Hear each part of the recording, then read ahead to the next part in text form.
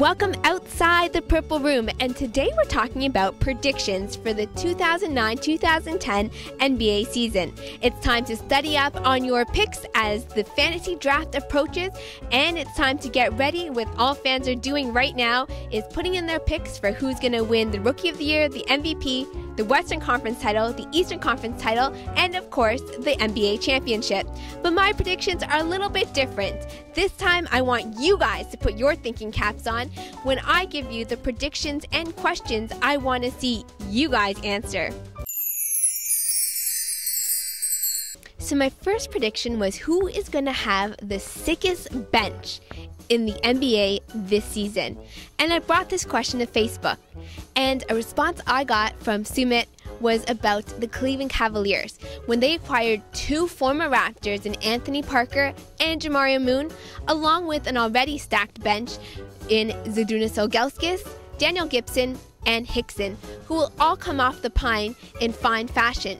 But my little concern about this is about how they will gel together in the bench. It's, of course, going to be the starting unit that will dictate how the bench flows coming into a game. And I'm a little concerned about Anthony Parker. Will he have a breakout year? Because he didn't have a successful season last season with the Toronto Raptors. I also posed this question on Twitter, and I got a response back from Zitro Dezen, who told me that the Orlando Magic are going to have the sickest bench, and I tend to agree with this, because the Orlando Magic did acquire Jason Williams fresh out of retirement. He averaged 8.8 points with the Miami Heat 2 seasons ago. Matt Barnes was another acquisition from the Phoenix Suns, who is able to guard any player in any position, as well as has the versatility to even shoot the three ball. And what can you say about my main man, Marcin Gortat, who was able to bring his toughness and defensive ability in the finals against the Lakers that the Orlando Magic did come up short on, but there's no denying that they will be a contender once again in the NBA. My prediction for who's going to have the sweetest shooting stroke out of Davidson, the 7th pick for the Golden State Warriors, none other than Stephen Curry. We all know him as Del Curry, former Raptors son, and he has been providing the sweet shooting stroke, especially from beyond the arc, just like his dad, as Mo Pete twittered. Steph Curry is deadly from beyond the arc. In his sophomore season, averaged 44% from that three-point territory.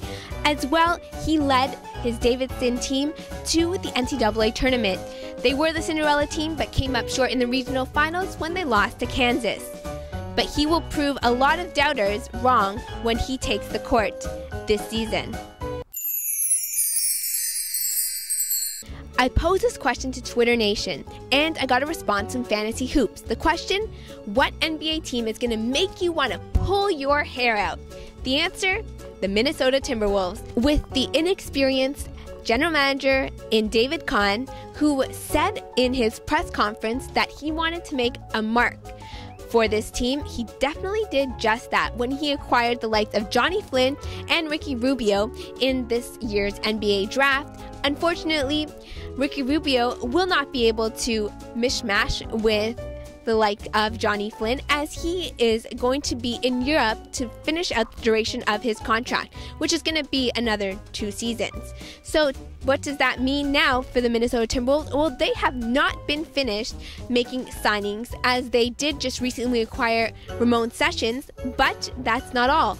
With just 2 weeks to go when training camp starts, David Kahn has alluded to both Corey Brewer and Ryan Gomes that they better have good seasons, or he's going to be making a lot of moves during the trade deadline. So you never know what team is going to show up when Minnesota Timberwolves take to the court this October. My next prediction was who's going to be the next under-the-radar guy. And I chose Anthony Randolph, who I personally feel is going to have a breakout year.